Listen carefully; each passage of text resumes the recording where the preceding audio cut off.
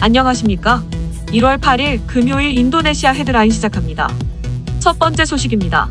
인도네시아 코로나19 확진자가 총 78만 8,402명으로 늘어났으며 이 중 사망 2만 3,296명, 완치 65만 2,513명으로 집계되어 3%의 치사율을 보이고 있습니다. 인도네시아의 코로나19 1일 확진자 수는 7,000명에서 8,000명 수준으로 큰 폭의 증감을 반복하고 있습니다. 특히 지난 6일 1일 확진자 수가 8,854명으로 역대 최다 확진자 수를 기록하였습니다. 지난 2일 동부자바 주지사가 코로나 양성 판정을 받았다고 자신의 SNS를 통해 밝혔습니다. 현재 무증상 감염으로 자가격리에 들어갔으며 업무를 보는데 지장 없다고 전했습니다. 이전에도 자카르타 주지사, 리아오제도 주지사, 중국관리만단 주지사 등 다수의 공직자들이 양성 판정을 받은 바 있습니다. 코로나19 상황 속에서 열리는 배드민턴 국제대회를 앞두고 세계 최정상급 선수들이 연달아 확진 판정을 받아 비상이 걸렸습니다. 특히 인도네시아 배드민턴협회는 남자 복식 세계 랭킹 1위 케빈 선수가 코로나19 검사 결과 양성 반응을 보였다고 발표하며 해당 선수팀은 태국 방콕에서 열리는 세계의 대회에 기권을 선언했습니다. 또한 세계 최정상급 선수들을 보유하고 있는 일본과 중국팀도 모두 대회 불참을 선언하였습니다.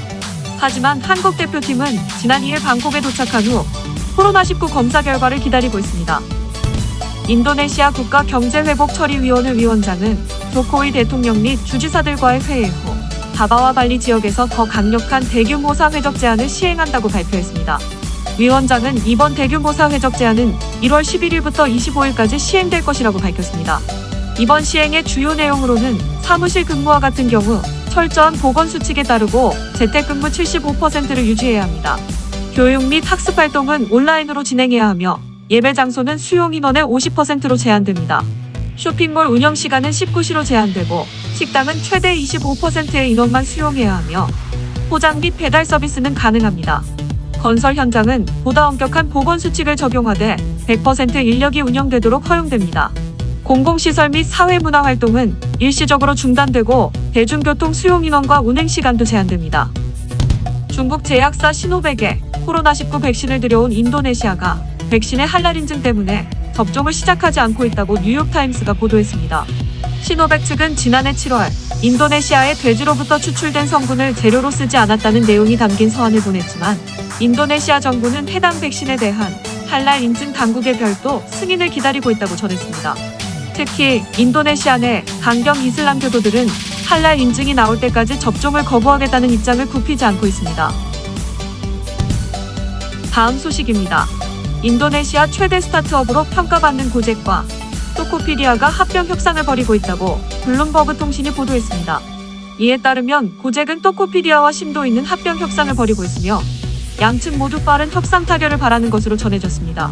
블룸버그는 양사가 상호 실사를 위한 구체적인 조건을 합의했으며 합병 비율에 대한 논의도 하고 있다면서 빠르면 수개월 안에 협상이 마무리될 수 있는 것으로 보인다고 전했습니다.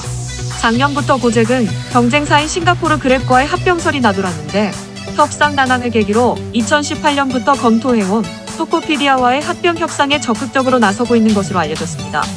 고젝의 차량 공유 기능과 결제 서비스에 토코피디아의 온라인 쇼핑과 배송 사업을 결합하면 양사가 서로 윈윈할 수 있고 기업 가치가 180억 달러가 넘을 것으로 기대하고 있으며 향후 미국 증시에서 기업 공개에 나설 계획으로 알려졌습니다. 다음 소식입니다. IBK 기업은행 인도네시아는 출범 1년 3개월 만에 인터넷 및 모바일을 이용한 이뱅킹 사업을 승인받았습니다. IBK 기업은행에 따르면 인도네시아 금융감독청으로부터 예금, 적금, 이체, 송금, 원리금 납부 서비스 등을 온라인으로 할 수 있는 이뱅킹 사업 승인문을 발급받았다고 전했습니다. 또한 작년 말 신규 대출 과정을 2주로 줄이고 영업점 직원이 이동식 단말기를 가지고 직접 기업을 찾아다녀 대출금 잔액을 전년 대비 9천억 루피아를 늘린 바 있습니다. 특히 올해 초에는 특별 주주총회를 열어 1조 루피아 유상증자를 승인받아 안정적인 경영이 가능해졌습니다. 박주용 IBK 인도네시아 법인장은 비대면 서비스를 무기로 고객 기반을 획기적으로 늘릴 것이라고 전하며 올해 1분기 1조 루피아 증자를 완료하고 향후 추가적인 유상증자를 통해 감독당국이 요구하는 자본 적정성을 갖추는 한편 확보한 자금으로 중소기업 지원을 더 늘릴 것이라고 설명했습니다.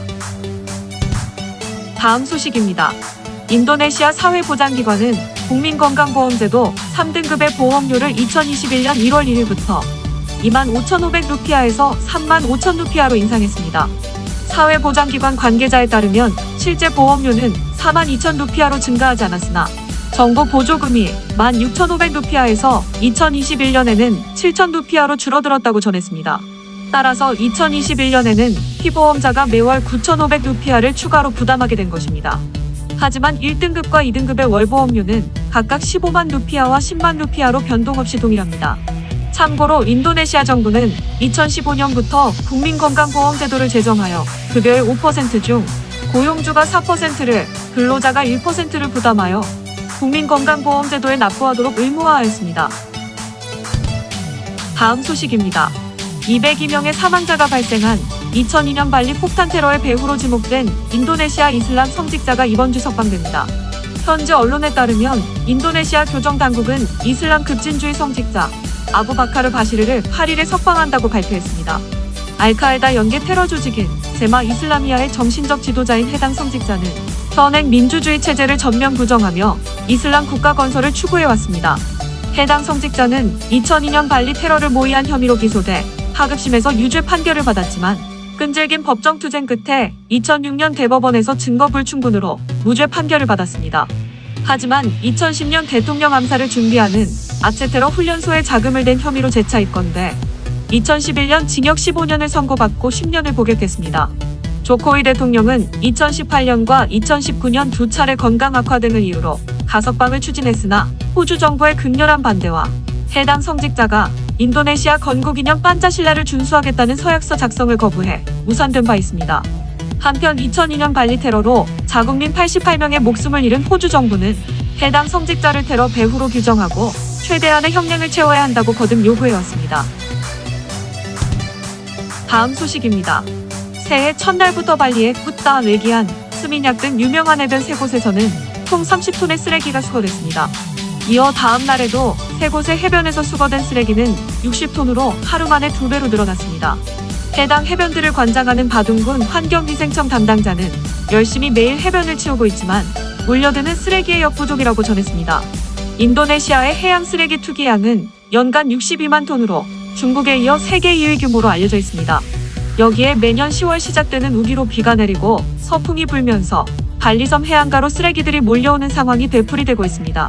인도네시아 당국은 그동안 해양 쓰레기 문제를 해결하기 위해 여러 조치를 단행했지만 효과는 미미한 상황입니다.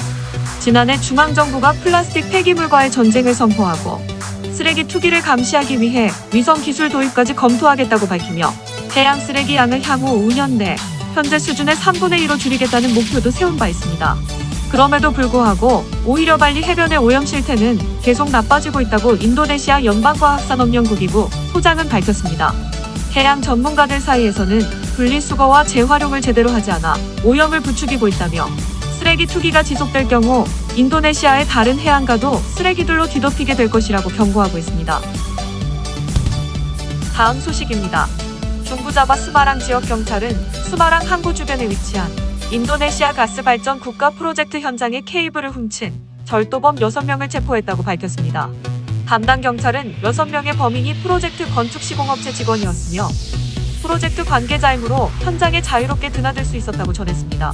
범인들은 총 26m의 구리선을 짧게 잘라 검은색 테이프로 덮고 눈에 띄지 않게 물탱크 안에 넣은 후 트럭으로 운반하려고 했다며 절도된 케이블은 2,200만 루피아 상당이지만 케이블 도난으로 인해 프로젝트의 지장을 초래한 손실은 더욱 크다고 설명했습니다.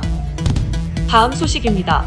서부자바 찌르본 재해관리청은 토네이도가 해당 지역의 마을을 강타하면서 주택 278채가 피해를 입었고 이 중 20채가 심각한 피해로 분류되었다고 전했습니다.